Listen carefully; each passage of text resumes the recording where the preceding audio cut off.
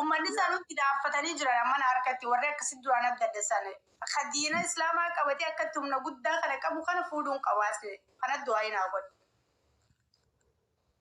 أبو ربي في عمل كده وأنا تجارة وتجارة لربي سياكل المال. آمين. أمو مدخل التيم أمو تكتب كل جد. أنا كم جالين ستورجو جرا أني وانت كبيرو كولا. نما هدون جالتهم عليه. نما هدون جالتون ناركين يا جامع. كنا بيخا. نما هدون جالتو هورا. لقى ربي. نمرين هدون جالتون ناركني. جالت شو قولس نجو جالتي وان جالتن كبج. سيكله.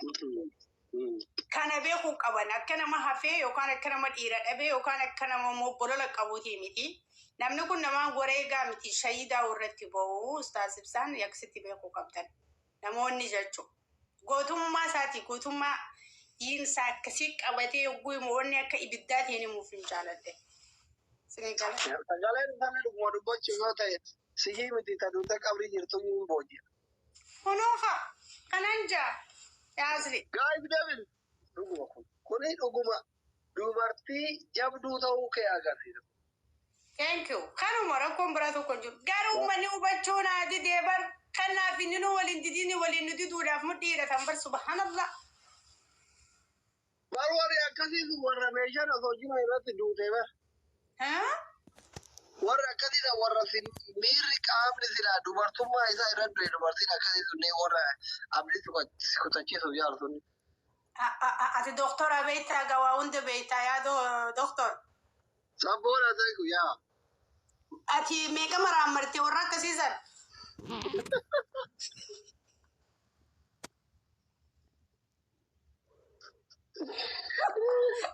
Dhuguma asli. Uummanni ni beeka. Doktorummaan kee laal asliin kun bar doktor biyya chaayinaatti waggaa 27 barate.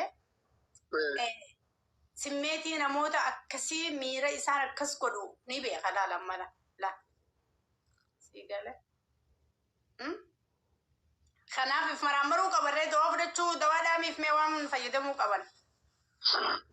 Dawaan isaanuma bira jira amma sa'aatti kan isaanuma bira jira tallaaja maraqanii tallaaja arbaa faa yoo ta'e filatamaadha kisaaraan qabu. Tallaaja arabaa yoo ta'e faa filatamaadha. Tokkoffaa akkuma tallaaja bira gaariin ulaa guddoo bananii mana qabbanaa banan gubbarra. Mustoo Abdallaa Khairu kana miyuuti narii awwaal jala jirtan. Warri miyuuti qabannoo qabdan. Bananii achi keessaa maal fuudhanii waan akka chokkolaataa kana. Kireemii kana waan mi'aawu kana fuudhanii kara jalaa kanallee asiira babbareedaa akka maangoo kana ammallee gassiqanii as butanii waan akka tuffaa kana hin abjaaniin fuduraa garaagaraa kana wal keessa godhanii hayyee doktora keenya nyaatan. Irra hedduu mootu ganama dhiira faa yoo ta'e dhiirri salphaadha dhiirri simmeetiin irratti du'e. Ganama shaayii aannanii timira firii afur yoo nyaate. Firii afur qofa. Torbaan kun. Amma asirratti waa si gaafadhaa. Arrabni nama arrabsu sani akka namarraa dhaaban isaan godhe jechuudha. La. Jaalalli kun maal akka ta'e arga jechuudha. Jaalata. Qaama isaatti uf beeka. Fedhiin itti baay'ata. Yoo jaartii isaa akka duraan. Baatitti torbaanitti 15 taraa takka barbaadu ta'e galgal irraa barbaacha. Jaartima isaa tanatu itti bareeda. Qaama isaa kanatti uf beeka yoo dhiira ta'e. Doktora dubbachuu jiraani dhageemami sagaleen.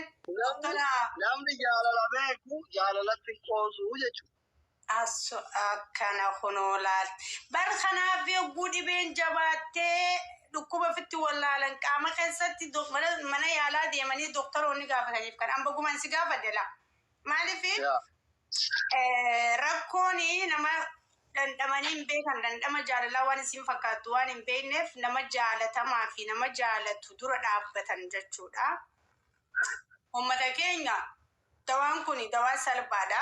Takka jallaatti nyaatan jee lammaffaa chukulaattaa nyaatan jee sadaffaa tuffaa nyaatan jee afraffaa aannan qalaasa takkaa fi timira afur ganama subii ijoolleen dhiiraa nyaattan je.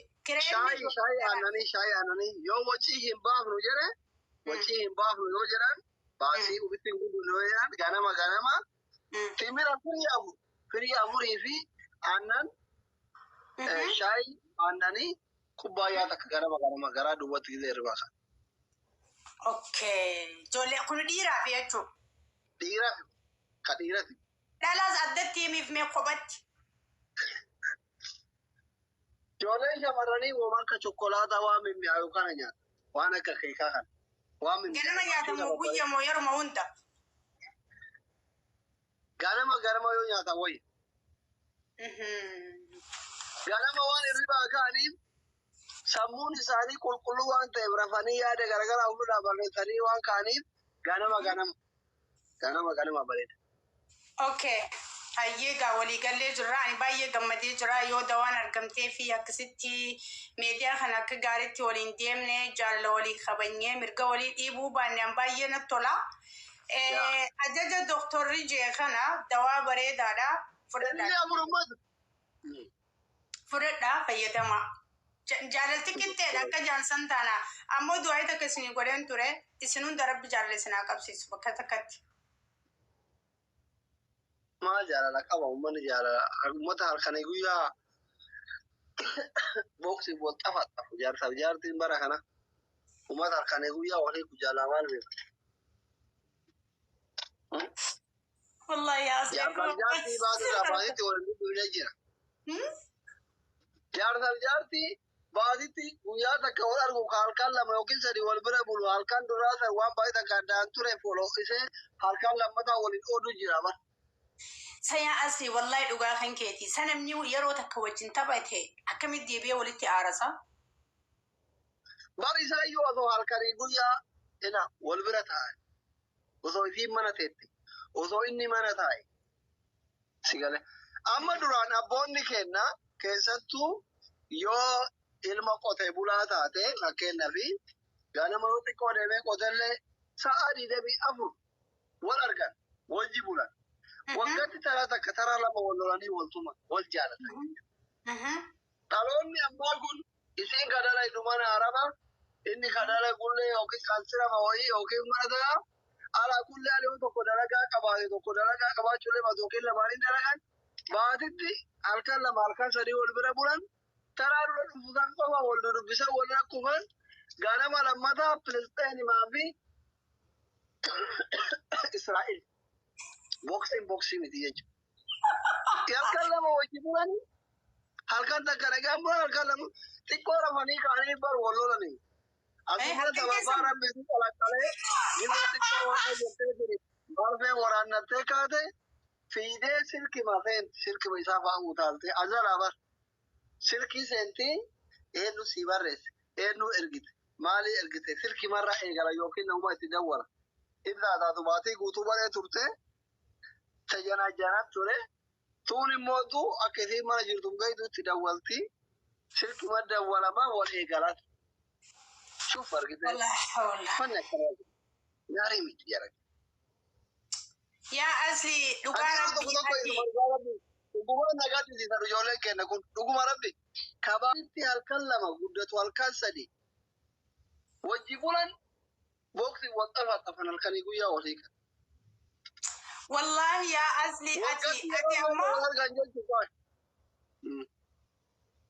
amma fakkeenyaaf nama jaalala jaartiidha bareedduu kannu dhugaa rabbii dubbachuudhaaf siif Oromoo keessaa siifi faraan baddeessaatiin argan nama rispeektii dhibbatti mirga guutuu dhibba osoo waan takka kabajaa jaarsi jaartiif qabu osoo irraan hir'isne kannuuf ani siifi faraan baddeessaatiin arge dhugaa rabbii dubbachuudhaaf nama jaartitti hin qaanfanne jaartii kabajuun akka waan agartee miti mataa isaa kabajeetti nama if laalu ani islamaan rabbii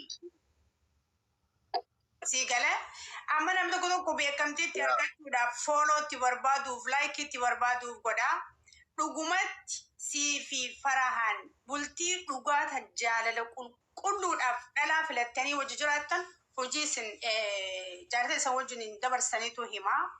So kanaafi ati amma doktora qofa osoo hin taane barsiisaa jaalalaa ta'uu dandeessa. Si galee amma faraanii shaarukaan jennaa siifillee Salmaan baafna. Biyya Hindii keessatti warri filmii mattaluu fi jaalala mattaluudhaan sirba sagalee bareedaa shamarran babbareedduu wajjin taphachuun beekamu tokko shaarukaani tokko Salmaan jaama. Si galee asliin doktora biratti maqaa Salmaan fudhachuu qaba. Oromoon dhageemaa sagaleen Salmaan jaalala inni sagaleen hin jiru jedhaa jiran bakka kairii tanan dhagayanii bar sagaleen hin jiru jettama faateen takka hin dhageemu wallaa simmeetii ateetu keessa bade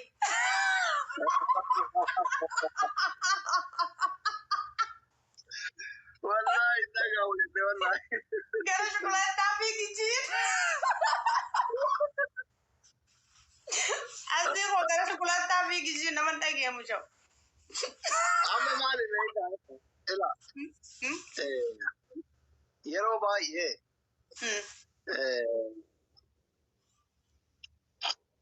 anaan beektaa oromoon baay'ee na beekan ani jaartii tiyyaan ajandaan barbaadu ibisanuu ajandaan barbaadu nama kamiinuu ajandaan barbaadu an nama uf danda'ee miidiyaa kana yoo qiyaamaa itti buusuu barbaade qiyaamaa buusu kana oromoo guutuun hin beekan fiigale garuu maaltu jira beektaa Oi meu, deixa eu falar pra tu, faz tu. Daawwalaani. Yaasni kophaan jira yoo waan seenallee beeku kan shubaa pra tu jira. Yaa fura ijaartii ustaazatti. Akka deebar. Wai hayyee doktora keenyatti fuuf. Amma yeroo tokko maaltu jira beektaa? Achi dhiiftee duba badhetti dhiiftee oma argite yoo gootu figalee waan feete yoo nama arrasite yoo feete yoo geejjiba kana taphattee qaxxamte oma feete yoo sagalee akkuma dhageemu taaptaamnaa godha hayyee ima si dhageeffattee si caquu baattee bakka sammuu keetiitiifuu simaafuu gaarii miti beektaa akkuma meeshatitti gisee biratti ilaaltee gaarii miti beektaa namni si hordofu kun warri si hordofu kun illee nama beektaa waan gaaroma kee afaan qofaan nama qofaaf ta'uu osoo hin taane haadhaaf abbaa kee ilmoo kee haadha manaa keetti yoo tola oolte ila barnamaa homaan gootu kamaati haadha kee jaartii kee ilmoo keetii gootu kana namni si hordofu kun si gammada. Exactly. Wallahi dhugaa jette yaasli. Anamma harmee tiyya yoo gargaare abbaa kiyya yoo gargaare jaartii tiyya yoo gargaare ilmoo tiyya yoo gargaare bara Oromoo homaan goone garummatu ana caalaa gammadan akka waan ani isaanii godheeti gare.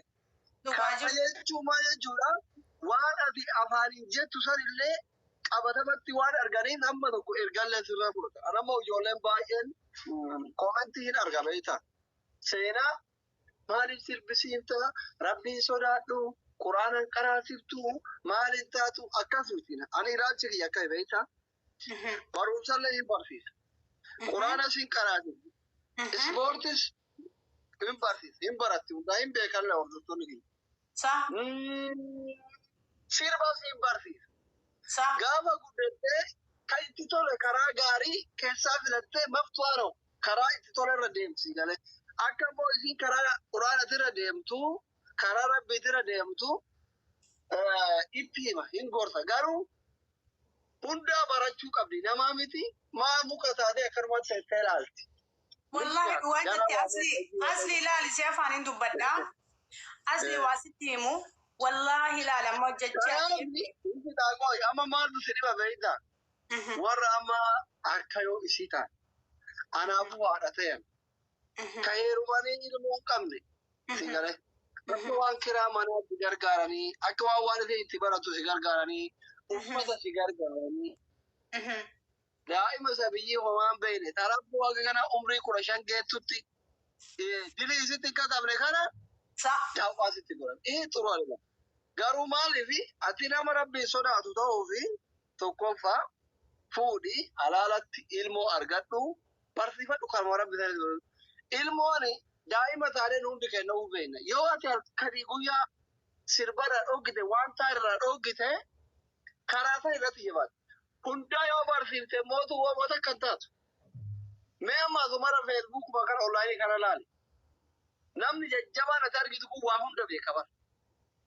Siwwalaleessa, kubbaa godhaa, geeraraa, everything godha beeku. Maaliif waan xiqqeenne waan hunda firiidam irratti yoo gadhiifte. Firiidam irratti yoo gadhiifte haga ijoollummaa taaf jettee kanaan bu'aala onnoo jetti. Just like amma sirriitti illee qajeeluu baannu akkuma anaasii kana jechuudha miidiyaa kanatti nama arrabsaa turre, suuraa nama galabbataa turre, iyyaa turre. Amma adillee maashaallah ustaaza jaalatte yoo rabbi si milkeesse jaartii ustaazati. Aniin akkasitti duraan qiyaama busullee kun amma abbaa maatii ta'e nama guddaa ta'e ustaaza ta'e. Gizeen yeroo mana barumsatti sii galee.